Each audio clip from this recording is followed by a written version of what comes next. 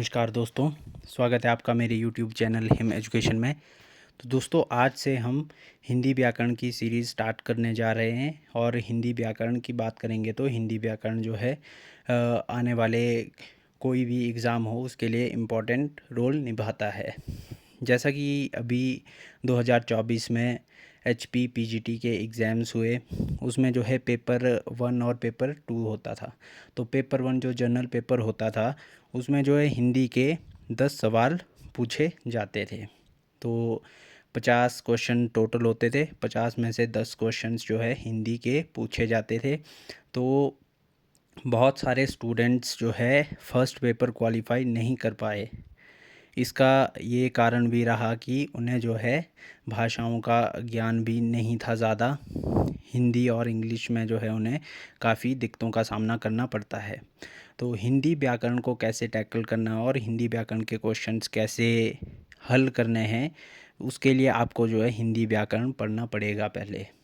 तो हिंदी व्याकरण के सभी टॉपिक्स जिन भी टॉपिक से सवाल पूछे जाते हैं उनको पढ़ना बहुत ज़रूरी है। जब तक आप उनको नहीं पढ़ेंगे तब तक हिंदी व्याकरण के सवाल जो है आप हल नहीं कर पाएंगे। तो उसको मद्देनज़र रखते हुए ये सीरीज़ मैं आपके सामने लेकर आया हूँ। हिंदी व्याकरण की सीरीज़ सभी प्रतियोगी परीक्षाओं के लिए। ये सीरीज़ जो है आपको प्रीलिम्स एग्ज़ामिनेशन में तो हेल्प करेगी, मेंस एग्ज़ामिनेशन में भी आपको बहुत हेल्प इससे मिलने वाली है। क्योंकि मेंस एग्ज़ामिनेशन की बात करेंगे तो मेंस का एक पेपर जो है हिंदी का ही रहता है। हिंदी में जो है सभी टॉपिक से जो है सवाल पूछे जाते हैं, हिंदी व्याकरण से खासकर जो है सवाल पूछे जाते हैं। तो उसके लिए हिंदी व्याकरण को पढ़ना पहले तो बहुत ज़रूरी है। तो उसके लिए हिंदी व्याकरण हम लेकर आए हैं। अब हिंदी व्याकरण में हम कौन कौन से टॉपिक्स पढ़ेंगे तो इस बारे में पहले मैं आपको बता दूं। तो सबसे पहले हम संज्ञा के बारे में पढ़ेंगे, फिर सर्वनाम, लिंग, वचन, कारक, समास, संधि, अलंकार, छंद, रस। उसके अलावा वर्तनी, शुद्ध शब्द भी आपको उसके शुद्ध शब्द भी जो है पूछे जाते हैं। उसके बाद मुहावरों के बाद लोकोक्तियाँ। तो इन सभी टॉपिक्स को जो है हम इस सीरीज़ में कवर करने वाले हैं। तो ये फर्स्ट लेक्चर है। फर्स्ट लेक्चर में हम संज्ञा से शुरू करेंगे कि संज्ञा क्या होती है, उसके प्रकार कितने होते हैं, क्या क्या रहता है इसमें। तो ये सभी सवालों के जवाब मैं आपको दूंगा। बाकी हम संज्ञा को जो है आज डिटेल से पढ़ेंगे। उसके बाद नेक्स्ट वीडियो में हम नेक्स्ट लेक्चर लाएंगे। तो इस सीरीज़ में जो है टोटल 12 से 15 लेक्चर्स रहने वाले हैं और ये 12 से 15 लेक्चर्स में ही आपका जो हिंदी व्याकरण है वो पूरा कवर हो जाएगा। तो इसके लिए मैं आपके लिए एक प्लेलिस्ट बना के रखूँगा। हिंदी व्याकरण सभी प्रतियोगी परीक्षाओं के लिए अलग से प्लेलिस्ट बना के रखूँगा, उसी में ये सारी वीडियोस आती रहेंगी। तो ये हमारा फर्स्ट लेक्चर है। तो फर्स्ट लेक्चर में हम जो है संज्ञा के बारे में पढ़ेंगे।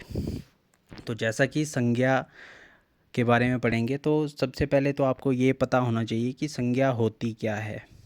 अंग्रेजी में संज्ञा को नाउन कहते हैं और संज्ञा होती क्या है पहले तो इसके बारे में जानना जो है वो ज़रूरी हो जाता है। मीनिंग जानना पहले तो बहुत ज़रूरी है, बाकी उसके बाद देखेंगे उसके टाइप्स कितने होते हैं। सबसे पहले तो संज्ञा की बात करेंगे तो किसी व्यक्ति, वस्तु, स्थान आदि के नाम को संज्ञा कहा जाता है। जैसे कि पशु, जातिवाचक संज्ञा है ये। जैसे कि पशु आ गई, सुंदरता आ गई। इसके बाद एक कोई व्यक्ति आ गया, मोहन जैसे दिल्ली स्थान आ गया। इस प्रकार से जो है इन सभी को जो है संज्ञा कहा जाता है। साधारण शब्दों में कहें तो किसी भी व्यक्ति, वस्तु, स्थान या कोई और चीज़ है उसको जो है क्या कहते हैं, संज्ञा कहते हैं। जिसका भी नाम है या कुछ जातिवाचक आ गया या कुछ भी है तो उसको संज्ञा कहते हैं। जैसे कि अब एक व्यक्ति है, मोहन व्यक्ति है, तो वो एक संज्ञा है। ठीक है, ये तो होगी परिभाषा, जो डेफिनेशन है कि किसी व्यक्ति, वस्तु, स्थान आदि के नाम को संज्ञा कहते हैं। सिंपल है। इसके बाद हम नेक्स्ट बात करेंगे कि संज्ञा के भेद कितने होते हैं। संज्ञा के टाइप्स कितने होते हैं? तो संज्ञा जो है 5 प्रकार की होती है।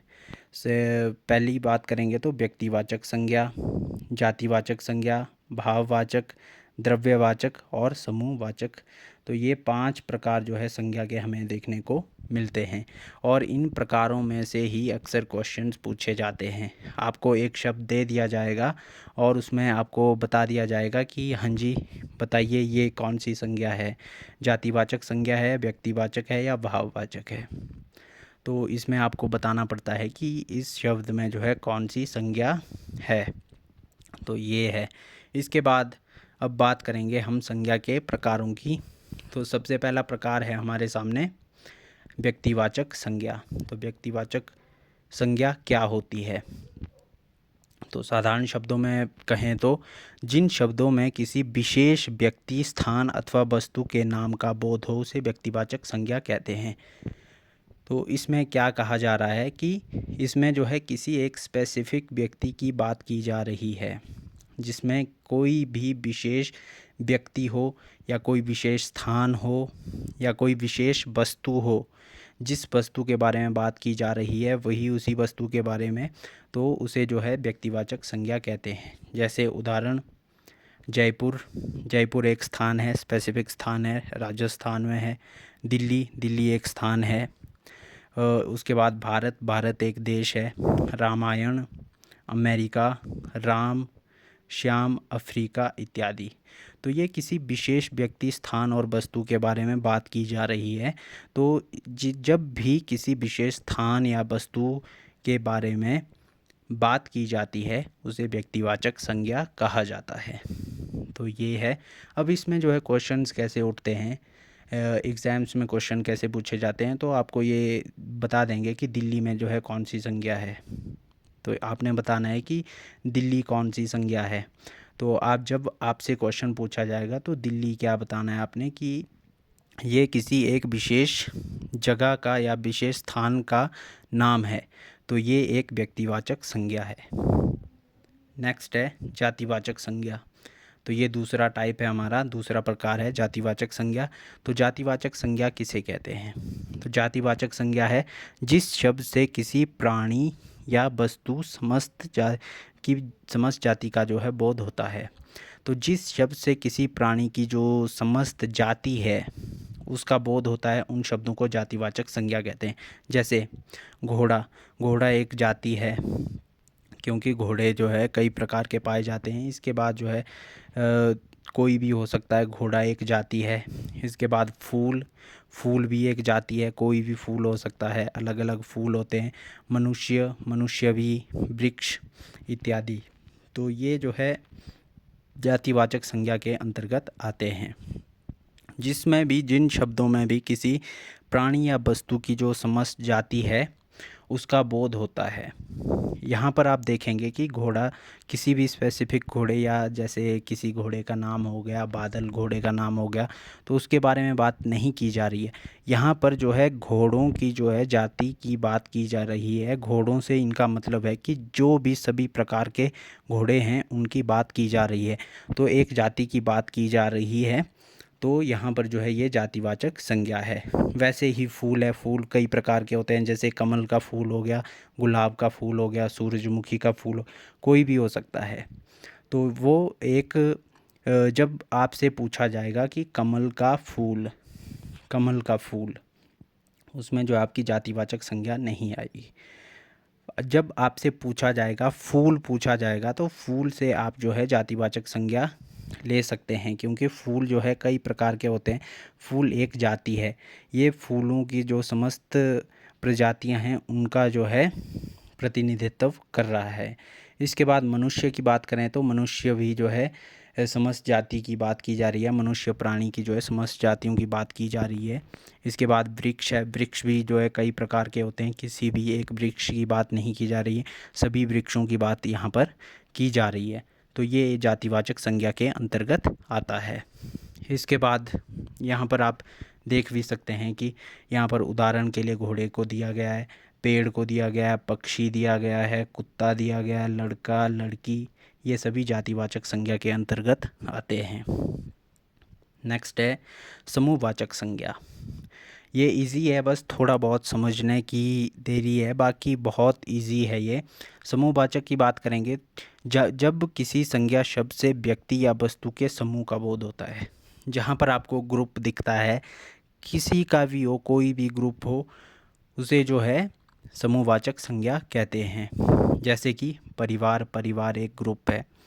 इसके बाद कक्षा, कक्षा में भी छात्रों का ग्रुप होता है, बहुत सारे छात्र होते हैं। सेना, भीड़, पुलिस इत्यादि। तो ये सभी जो है समूहवाचक संज्ञा के उदाहरण हैं। तो यहाँ से क्वेश्चन ऐसे पूछा जाता है कि कोई भी आपको शब्द दे देगा कि इसमें कौन सी संज्ञा है, तो आपने जो है बताना होता है। तो समूहवाचक की बात करेंगे कि जहाँ पर भी आपको दो से ज़्यादा कोई भी व्यक्ति पाए जाते हैं, व्यक्ति, वस्तु या कुछ भी पाया जाता है, ग्रुप में पाया जाता है, समूह में पाया जाता है, तो वहाँ पर समूहवाचक संज्ञा कहते हैं। जैसे कि परिवार में जो है सदस्य होते हैं, वो एक तो सदस्य, एक व्यक्ति का तो परिवार होता नहीं है।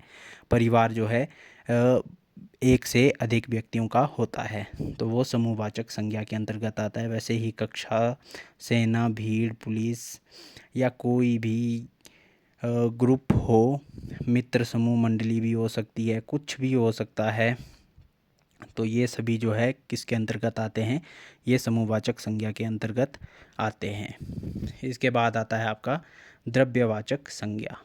तो द्रव्यवाचक संज्ञा क्या होता है?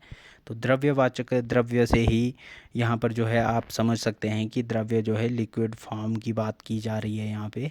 तो जहाँ पर भी आपको लिक्विड फॉर्म में कोई भी चीज़ दिखती है या दिखती है, उसे द्रव्यवाचक संज्ञा आप कह सकते हैं। जैसे कि जब किसी संज्ञा शब्द से किसी द्रव्य का बोध होता है, द्रव्य लिक्विड की बात की जा रही है, द्रव्य का बोध होता है, उसे द्रव्यवाचक संज्ञा कहते हैं। जैसे कि उदाहरण के लिए पानी, लोहा। अब लोहे का यहाँ पर जो है आप कंफ्यूज हो सकते हैं। इसके बाद इसका मैं अभी बताता हूँ। इसके बाद तेल, घी, दाल इत्यादि। दाल को जो है लिक्विड फॉर्म में भी बनाते हैं, तो ये भी जो है इसमें ही आती है। अब लोहे के लिए आपका क्वेश्चन उठ रहा होगा, आपके दिमाग में क्वेश्चन उठ रहा होगा कि भाई ये तो हार्ड होता है, ये कैसे लिक्विड फॉर्म द्रव्यवाचक संज्ञा में आता है? तो लोहे को जो है पिघलाया भी जाता है, इसलिए जो है लोहे को हमेशा द्रव्यवाचक संज्ञा में रखा जाता है। ये इम्पॉर्टेंट हो जाता है क्योंकि अक्सर ऐसे ही क्वेश्चंस में स्टूडेंट्स गलती करते हैं। तो आपने याद रखना है कि जो लोहा होता है उसे जो है द्रव्यवाचक संज्ञा में रखा जाता है। इसके बाद भाववाचक संज्ञा है। इसके बाद आप देख सकते हैं कि सोना आ गया, आपका सोना आ गया, चांदी आ गया, ये सभी जो है आपके द्रव्यवाचक संज्ञा के ही उदाहरण हैं। इसके बाद भाववाचक संज्ञा लास्ट है, पांचवा टाइप है।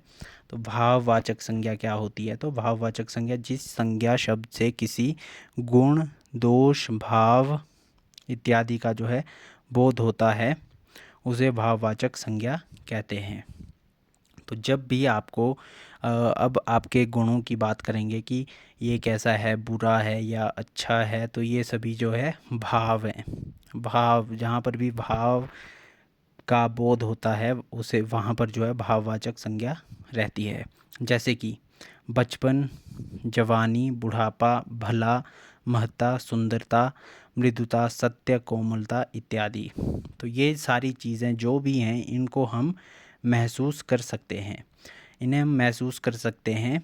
तो जो भी जितनी भी चीज़ें होती हैं जिन्हें हम महसूस कर सकते हैं, जिनका हम सिर्फ एहसास कर सकते हैं, वो सभी चीज़ें जो है आपकी भाववाचक संज्ञा के अंतर्गत आती हैं। जैसे कि बचपन, तो बचपन एक भाव है, इसे हम कभी छू तो नहीं सकते हैं, कोई वस्तु तो है नहीं ये, इसे हम सिर्फ फील कर सकते हैं।